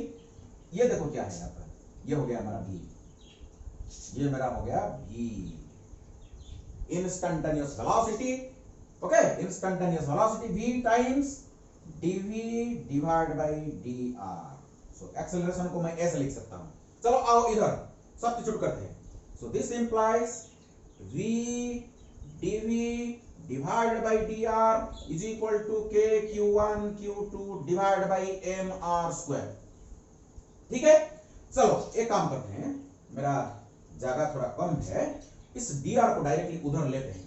सो v dv is equal to K Q1 Q2 divide by m R square. ये dr को मैं इधर ले गया, this is called your variable separation. Integration करने से पहले वेरिएबल को सेपरेट करना चाहिए। चलो इंटीग्रेट करते हैं, लिमिटिंग वैल्यू प्रॉपर्ली लिखते हैं और इंटीग्रेट करते हैं। चलो देखो, सो इधर इंटीग्रेशन, इधर भी इंटीग्रेशन। ये R स्क्वायर को एक काम करते हैं, इधर ले जाते हैं R स्क्वायर, अभी इंटीग्रेट करते हैं। ये देखो पूरा constant quantity, K constant, Q1 constant, Q2 constant, M constant, ये पूरा कांस्टेंट है, इंटीग्रेशन से बाहर। लिमिटिंग वैल्यू बताओ, पहले जब मैं छोड़ दिया इसको क्या था, वेलोसिटी 0 था, रेस्ट था। मेरे को पूछा गया जब डिस्टेंस R2 बन गया, वेलोसिटी क्या है। तो v मेरे को पूछा गया, जब वेलोसिटी 0 था तब डिस्टेंस कितना था, r1 था। तो डिस्टेंस कितना था, r1 था। जब वेलोसिटी v बन गया तो डिस्टेंस कितना हो गया, r2 हो गया। काम खत्म। ये बर्तन ये अभी ये बन गया क्या, आपका इंटीग्रेशन का मैथमेटिक्स का प्रॉब्लम बन गया आपका। चलो इंटीग्रेट करो, v square divide by 2। So v square divide by 2, limiting value runs from 0 to v k q1 q2 divide by m, ये तो कांस्टेंट क्वांटिटी है। 1 by r स्क्वायर का कितना है बताइए, माइनस 1 by r। डायरेक्टली मैं substitute कर रहा हूं इसको, let me erase this portion. So minus 1 by r, 1 by r square का integration minus 1 by r, r1 से लिमिटिंग वैल्यू r2 तक, r1 से r2 तक r का वैल्यू। Okay, so this becomes v square divide by 2, upper value, lower value 0 डालूंगा तो 0 हो जाएगा, is equal to k q1 q2 divide by m। This is 1 by r1 minus 1 by r2। First upper value then lower value, लेकिन minus sign है इसलिए 1 by r1 minus 1 by r2। So v square मेरे को v चाहिए, तो ये 2 को लेके मैं इधर मल्टीप्लाई कर दे रहा हूं। मेरे को v चाहिए तो इसका स्क्वायर रूट ले रहा हूं। सो this is my answer, this is my answer. बहुत बढ़िया प्रॉब्लम था, थोड़ा सा एडवांस लेवल का प्रॉब्लम था, जिसमें वेरिएबल फोर्स, वेरिएबल एक्सेलरेशन का प्रॉब्लम हम सॉल्व किए। v is equal to this much. So at an instant where the distance is r2, this is the velocity. Okay, thank you.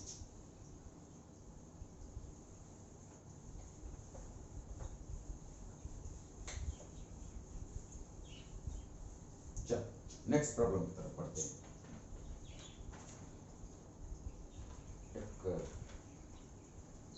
एक बढ़िया problem देखो क्या दिया गया है। यहां एक चार्ज है, चार्ज बॉडी ए, पॉइंट चार्ज ए, यहां एक पॉइंट चार्ज है, थोड़ा सा दूरी में, यहां एक पॉइंट चार्ज है बी, ठीक है। इसके बीच का जो डिस्टेंस है आर है, और इसका चार्ज क्यू है, इसका भी चार्ज क्यू है। ये दोनों के बीच में जो फोर्स दिया गया है, हमको दिया गया है F इज इक्वल टू, पहले से दे रखा है 2 मल्टीप्लाई बाय 10 पर -5 न्यूटन। इसका चार्ज क्यू पता नहीं, इसका चार्ज क्यू पता नहीं, डिस्टेंस भी पता नहीं, लेकिन ये दोनों का जो बीच का जो रिपल्सिव फोर्स है, ये प्रॉब्लम में दिया गया है इतना न्यूटन। तो इसको लिख सकते हैं क्या, क्यू स्क्वायर के Q square divide by R square is equal to this much होगा।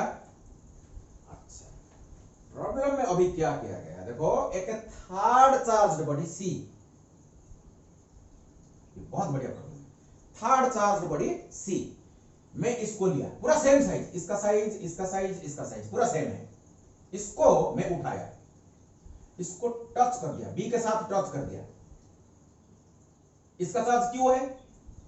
देखो सेकंड सिचुएशन, ये फर्स्ट सिचुएशन है। सेकंड सिचुएशन में मैं क्या करूंगा, इस सी को बी के साथ टच कर दूंगा, तो क्या होगा, टचिंग में क्या होता है, कंडक्शन। रबिंग में क्या होता है, रबिंग में फ्रिक्शनल इलेक्ट्रिसिटी डेवलप करता है, ऑपोजिट चार्ज डेवलप करता है, लेकिन टचिंग में कंडक्शन होता है, सिमिलर चार्ज डेवलप करता है।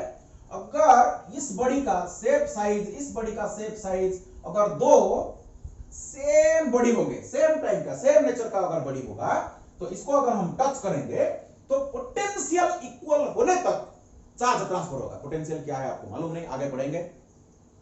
सो लेवल सेम होने तक लिक्विड फ्लो करता है, प्रेशर सेम होने तक गैस फ्लो करता है, टेम्परेचर सेम होने तक हीट फ्लो करता है, वैसे ही पोटेंशियल सेम होने तक चार्ज फ्लो करता है। सो ये दोनों का शेप साइज अगर सेम है तो चार्ज सेम होने तक, दैट मींस पोटेंशियल सेम होने के लिए चार्ज भी सेम होना चाहिए, अगर शेप सेम है तो अगर इसको मैं थोड़ा सा टच कर दूं बी के साथ, तो इसका चार्ज हो जाएगा, बी का चार्ज हो जाएगा q/2, c का चार्ज भी हो जाएगा q/2, लेकिन इसका चार्ज तो q रहेगा, a का।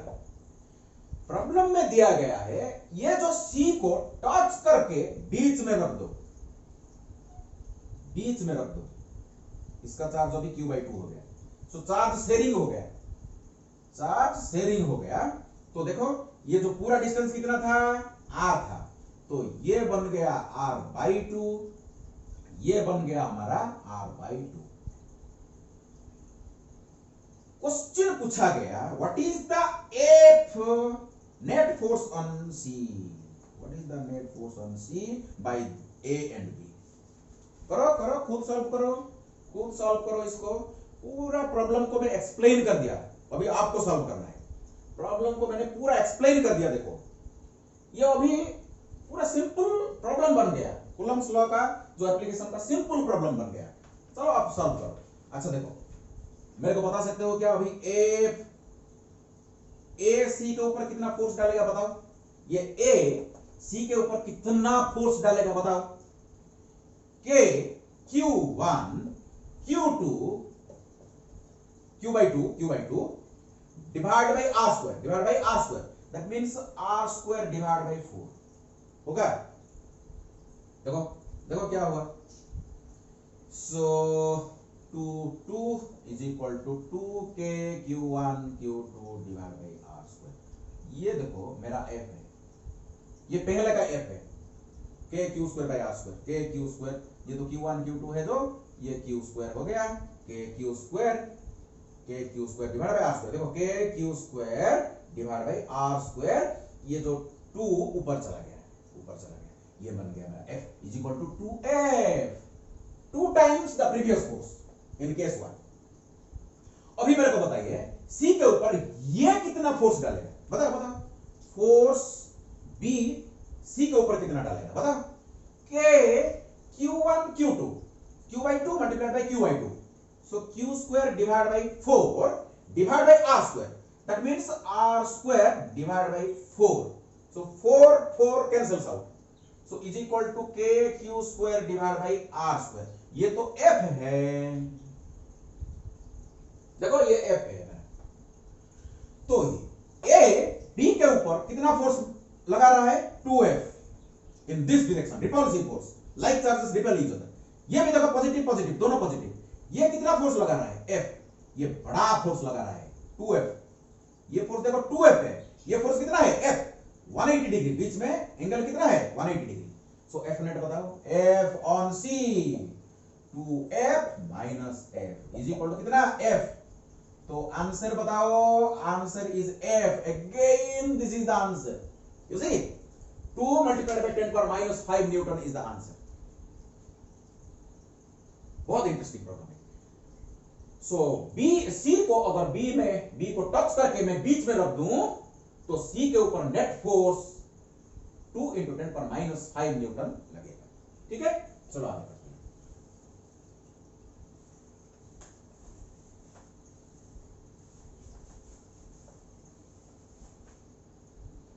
बहुत सारा प्रॉब्लम है, आप कोई भी बुक चूज कर सकते हो।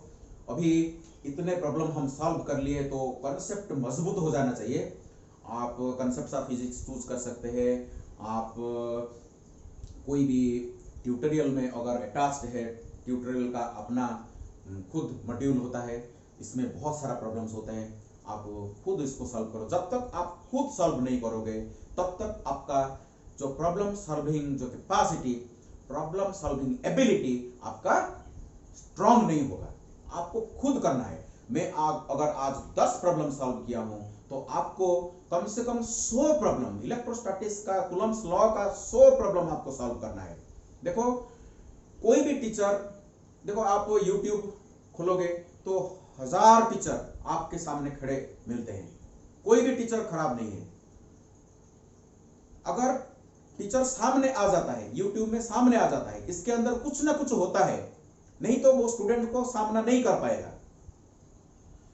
तो सब वीडियो, जितने भी फिजिक्स का वीडियो आप देख रहे हैं, सभी में कुछ ना कुछ तो है। एक्चुअली सक्सेस कौन सी स्टूडेंट को मिलता है? जो पढ़ते हैं, जो मेहनत करते हैं, ओके, हार्ड वर्क करते हैं। हार्ड वर्क का कोई सब्स्टिट्यूट नहीं है। हार्ड वर्क बाजार में मिलता नहीं है, अगर मिलता तो बहुत मुश्किल होता है। जितने भी रिच पीपल है वो खरीद के ले जाते हैं। सो गरीब घर का बच्चा आईएएस, ओएएस, इंजीनियर, डॉक्टर बन नहीं पाता है। तो बहुत भगवान का ये बहुत बढ़िया कंसेप्ट है। So hard work is the secret of success. So आपको बहुत मेहनत करना पड़ेगा, ठीक है। सो मेरा जो एक्सपीरियंस है, ये एक्सपीरियंस से मैं आपको बता रहा हूं, सभी के पास टैलेंट है। भगवान किसी को भी बिना टैलेंट दिए हुए नहीं छोड़ते। सभी के पास एक एक बढ़िया बढ़िया ब्रेन है। आपको एक्सप्लॉइट करना है, आपको यूज करना है। आपका जो अंतर्निहित शक्ति है, the potential, the efficiency, the geniusness what you possess actually, you have to utilize this. You have to work hard. Even though you possess talent, if you will not do hard work, you will not get success. So success के पीछे hard work रहता है। Success के पीछे hard work रहता है। चलो और एक बढ़िया प्रॉब्लम सॉल्व करते हैं। देखो ये एक अच्छा प्रॉब्लम है। मेरे को क्यू चार्ज दिया गया, मेरे को क्यू चार्ज दिया गया, total charge Q, total charge Q दिया गया। इसको मैं कैसे डिवाइड करूं ताकि ये दो चार्ज के बीच फोर्स मैक्सिमम हो जाए। ये मेरा प्रश्न है। ये बहुत बढ़िया कंसेप्ट है। एक चार्ज क्यू को मैं कैसे डिवाइड करूं और आर डिस्टेंस में मैं रख दूं ताकि इस दोनों के बीच का जो फोर्स मैक्सिमम बन जाएगा। बताओ बताओ बताओ। चलो देखते हैं, आओ समझते हैं, सॉल्यूशन को निकालते हैं। हर प्रॉब्लम का सॉल्यूशन होता है और सॉल्यूशन आपके पास है। दुनिया में ऐसे कोई प्रॉब्लम नहीं है जिसको हम सॉल्व नहीं कर सकते। सॉल्यूशन हमके पास है, हमारे पास है। ओके, तो कोशिश जारी रहना चाहिए। सपोज इसका चार्ज क्यू हो गया, तो बाकी कितना रहा? क्यू माइनस क्यू हो जाना चाहिए। अरे क्यू को अगर मैं डिवाइड करूं, एक पार्ट में अगर क्यू रखूं तो बाकी कितना रहा? Q minus Q. इसके बीच का फोर्स कितना है बताओ? अगर आर डिस्टेंस में है तो इसका जो फोर्स बताओ, F इज इक्वल टू के Q1 Q2, Q1 मेरा Q, Q2 मेरा Q minus Q divided by R square. This is the force between the two charges. लेकिन for F to be maximum, for F to be maximum, dF divided by dQ to be 0, should be 0. So dF divided by dQ should be 0. ये condition of maxima है। This is my condition of maxima. So coordinate geometry में आपको बताया जाएगा ये condition of maxima होता है। dF by that is the condition of extremum, condition of maxima, condition of minima ये होता है। So dF divide by dQ must be equal to 0। चलो आगे बढ़ते हैं। So d divided by dQ of F, F कितना है देखो, K Q minus Q divided by R square must be equal to 0. Differentiation of this force with respect to Q must be equal to 0. चलो देखो कौन कौन constant देखो, K constant, R square constant. So K divide by R square, D divide by DQ of, इसको multiply करो, Q minus Q square must be equal to 0। ठीक है, चलो इसको उधर ले जाओ, जो कांस्टेंट को उधर ले जाओ, 0 by something is equal to 0। So बाकी रहा कितना देखो, d by D Q of Q minus Q square is equal to 0, is equal to 0। चलो आओ इधर आओ।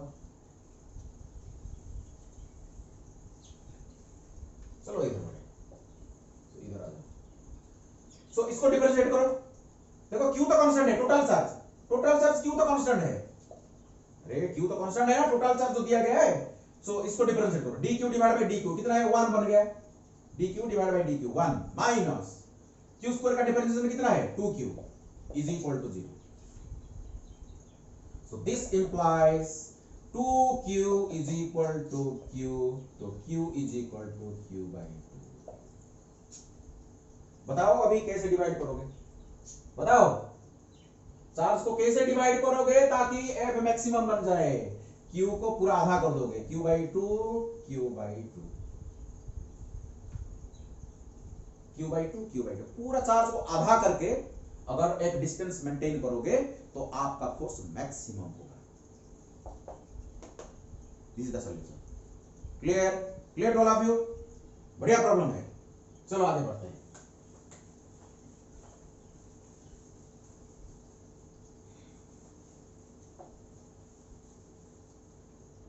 चलो और एक बढ़िया प्रॉब्लम, ये मेरा लास्ट प्रॉब्लम होगा, वीडियो लंबा हो गया शायद। देखो बढ़िया प्रॉब्लम में एंड करते हैं। ये एक पेंडुलम का प्रॉब्लम है, इंटरडिसिप्लिनरी, दो चैप्टर का कॉम्बिनेशन। इधर एक रिजिड सपोर्ट है और यहां एक चार्ज बॉडी है।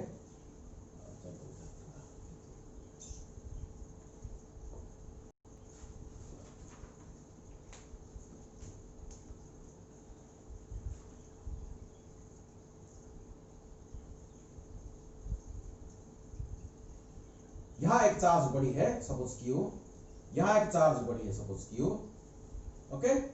ये है सो पेंडुलम प्रॉब्लम में बहुत सॉल्व किया हूं, आगे आप वीडियो में देख पाओगे, लेकिन ये थोड़ा डिफरेंट प्रॉब्लम है।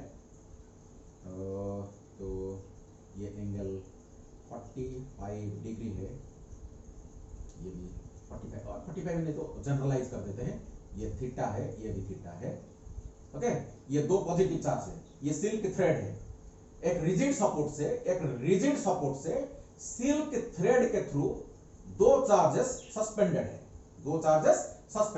So definitely due to repulsion दो सिल्क थ्रेड ऐसे सेपरेट कर जाएंगे, इसके बीच का जो एंगल है वर्टिकल से थीटा, सो थीटा एंगल बन के रहा है। So it is now in vacuum में ये सिचुएशन दिया गया है। तो बताओ अभी मेरे को बताओ, एक चार्ज को अगर कंसीडर करेंगे क्या क्या फोर्स लग रहा है। देखो इसका जो weight W is equal to mg नीचे लगेगा, so weight of the body always acts vertically downwards, और ये दोनों का जो रिपल्सिव फोर्स इधर लगेगा Fe, ये Fe होगा repulsive force.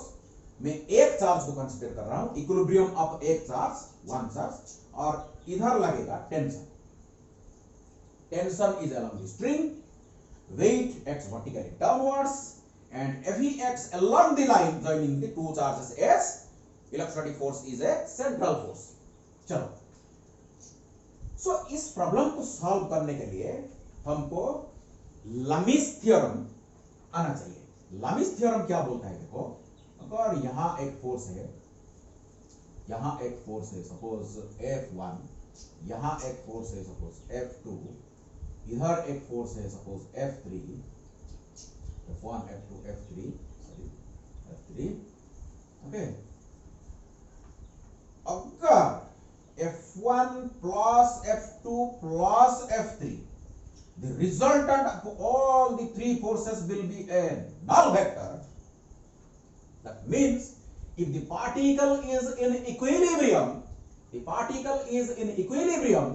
under the simultaneous application of three forces F1, F2 and F3, then according to Lamy, the ratio of either force with the sign of angle between other two forces F1, suppose this is my alpha, will be equal to F2 F2 opposite force का angle suppose beta, so sin beta is equal to F3 divided by suppose ये gamma, तो sin gamma होगा।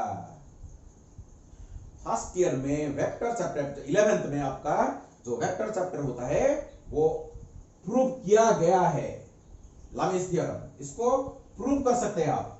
If a particle, so according to Lami, so Lami's theorem states that if a particle is in equilibrium under the simultaneous application of three forces F1, F2 and F3, that means F net is equal to 0, then the ratio of either force with the sign of angle between other two forces will remain constant. This is Lame's theorem. ये एक tool होता है, tool. इस tool को use करके कठिन से कठिन सवाल को आसान किया जा सकता है। चलो देखो इस प्रॉब्लम कैसे आसान हो जाएगा अगर इसको हम यूज करेंगे तो। चलो आओ यूज करते हैं।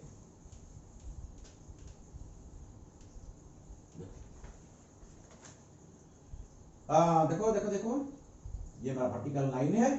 ये अगर थीटा होगा तो ये भी मेरा थीटा होगा कि नहीं? ये भी मेरा थीटा होगा कि नहीं? होगा। अच्छा देखो, अभी मैं इसको अप्लाई करूंगा। यहां देखो, Fe first force, second force, third force, Fe divided by sine of angle between other two forces. So tension और वेट, इसके बीच में एंगल बताओ। ये मेरा ये कितना है? Divided by sine 180 degree minus theta. होगा क्या?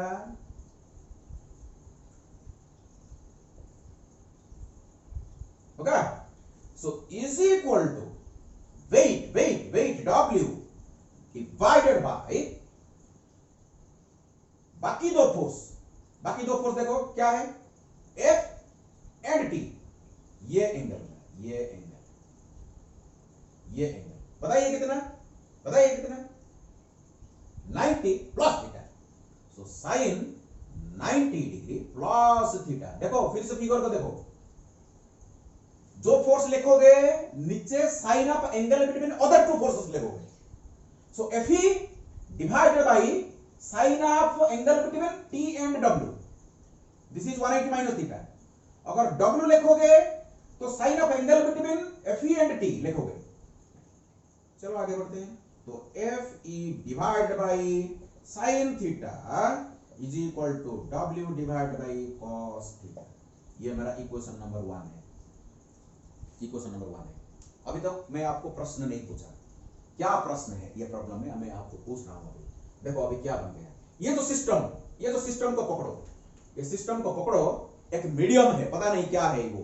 इस मीडियम में डुबा दो इसको, इस मीडियम में ये सिस्टम को पूरा डुबा दो। देखो मीडियम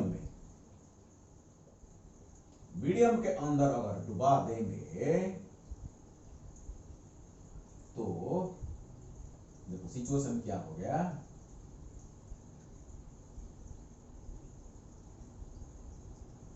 पार्टिकल, ये मेरा चार्ज पार्टिकल। देखा गया कि ये जो थीटा, इसमें कोई अंतर नहीं आया। Theta is equal to constant. एक मीडियम के अंदर इसको मैं जो डुबा दिया, ये थीटा में कोई फर्क नहीं आया। इसको मिटा दें, इसको याद रखना चाहिए, लामीज थ्योरम को याद रखना चाहिए। इसमें कोई अंतर नहीं आया। तो देखो लेकिन क्या होगा? वेट चेंज होगा कि नहीं? वेट चेंज हो जाएगा। आर्किमिडीज प्रिंसिपल को याद करो। कोई भी बॉडी को अगर हम लिक्विड के अंदर डालेंगे, इसका वेट लूज करेगा। ये वेट लूज करेगा, इसको बोलते हैं apparent weight. So this is my apparent weight is equal to original weight minus क्या होगा? अपथ्रस्ट। अपथ्रस्ट को यू लिखते हैं, upthrust, the buoyant force, upward force. So body का वेट रिड्यूस हो जाएगा इस मीडियम के अंदर। ओके, ये एक फ्लूइड है, सपोज ये एक फ्लूइड है, ये एक फ्लूइड है, इसके अंदर बॉडी कुछ वेट लूज करेगा। सो इसीलिए वेट जो W इक्वल टू mg था, so W prime is equal to original weight जो जितना था एयर में और वैक्यूम में थोड़ा सा कम हो जाएगा by an amount which is called your upthrust और buoyant force due to buoyant force. अच्छा बताओ इलेक्ट्रोस्टैटिक फोर्स में चेंज होगा क्या? इलेक्ट्रोस्टैटिक फोर्स में कुछ चेंज होगा क्या? यस, Fe प्राइम हो जाएगा। पहले मैं बता रखा हूं, आज क्लास की जो शुरुआत हुआ वहां यहां तो लिखा हुआ है, देखो। So F divide by F prime is equal to K, F divide by F prime is equal to K। So this is my Fe prime. So Fe in vacuum, Fe prime in medium, the ratio is called dielectric constant. So Fe prime हो जाएगा, लेकिन tension change होगा कि नहीं? ये भी change हो जाएगा, तीनों चेंज हो जाएंगे। लेकिन देखा गया, प्रॉब्लम में दिया गया, जो angle that the string makes with the vertical remained constant, बदल नहीं। ये थीटा था, ये भी थीटा है, theta is constant given in the problem. तो आपको कैलकुलेशन करना है के कितना है, व्हाट इज के, this is question, wonderful problem, combination of hydrostatics and electrostatics. आजकल जो एडवांस लेवल में प्रॉब्लम आ रहा है वो कॉम्बिनेशन होता है, 2-3 चैप्टर का कॉन्सेप्ट का कॉम्बिनेशन होता है। ये देखो, हाइड्रोस्टैटिक्स का आपका जो कॉन्सेप्ट होना चाहिए, इलेक्ट्रोस्टैटिक्स का भी कॉन्सेप्ट होना चाहिए, और वेक्टर का भी कॉन्सेप्ट देखो लग गया है यहां, लामीज थ्योरम। सो 3 चैप्टर का ये कॉम्बिनेशन प्रॉब्लम है। ओके, नाउ प्रॉब्लम देखो इजी हो गया। अभी अगेन इसको सॉल्व करते हैं, लामीज थ्योरम में अप्लाई करते हैं। देखो, first force Fe prime divided bye, देखो अगर थीटा कांस्टेंट है, ये भी थीटा हो जाएगा। तो Fe prime divided by this angle बताओ कितना, 180 sin 180 degree minus theta is equal to weight which is called your apparent weight divided by the angle between other two, ये तो sin 90 डिग्री प्लस थीटा। देखो अभी क्या equation बन गया, so Fe prime divided by sin theta is equal to W prime divided by क्या है ये, cos theta, equation number 2। Situation clear है?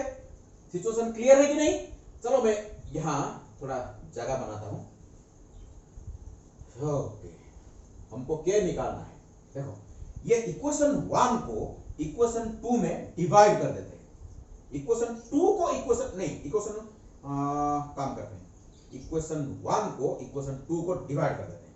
तो आपको मिलेगा Fe divided by Fe prime is equal to W divide by W prime. Fe divided by F prime is equal to W divide by W prime. You sin theta cancel हो जाएगा, cos theta cancel हो जाएगा।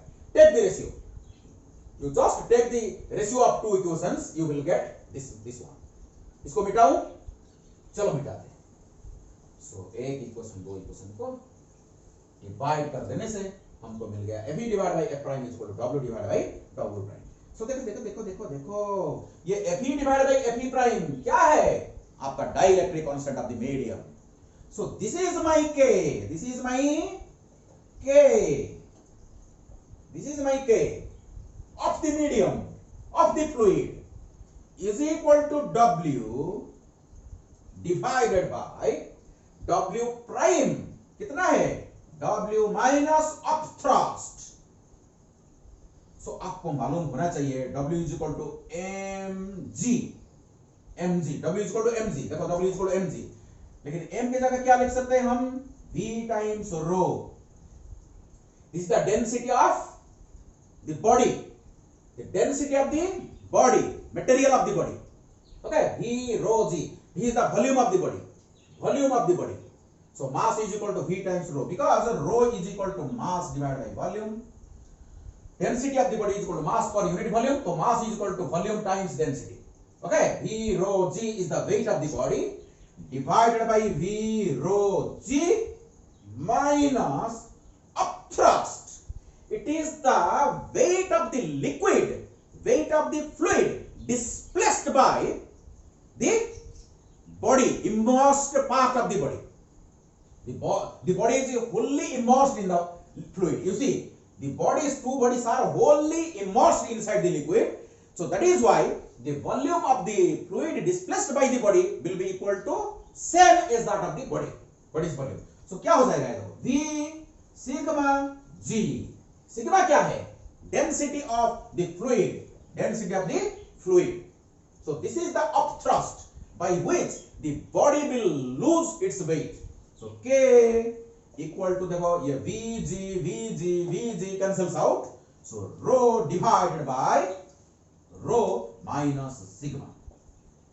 ये formula को भी आप याद रख सकते हो डायरेक्टली सॉल्व करने के लिए। कोई प्रॉब्लम में अगर रो का वैल्यू हमको दिया गया होता है, सिग्मा की वैल्यू अगर मालूम होता है, तो डायरेक्टली यहां सब्स्टिट्यूट करके के का वैल्यू आप निकाल सकते हो। ओके, सो के का वैल्यू आपको मालूम है, के इज ऑलवेज ग्रेटर देन और इक्वल टू 1।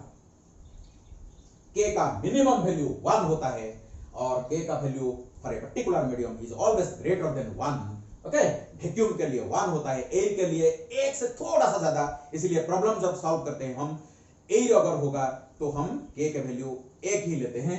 वो यहां देखो rho divide by rho minus sigma, तो डेफिनेटली के का वैल्यू 1 से ज्यादा आएगा। ठीक है, सो कूलम्ब्स लॉ के रिलेटेड बहुत सारा प्रॉब्लम हम सॉल्व किए हैं, आगे भी बहुत करेंगे। इसके रिलेटेड थोड़ा सा नीट लेवल का, जेई लेवल का और एडवांस्ड लेवल का और भी प्रॉब्लम हम सॉल्व करेंगे, लेकिन यहाँ वीडियो को क्लोज करते बहुत लंबा हो गया। Thank you for your cooperation, thank you all.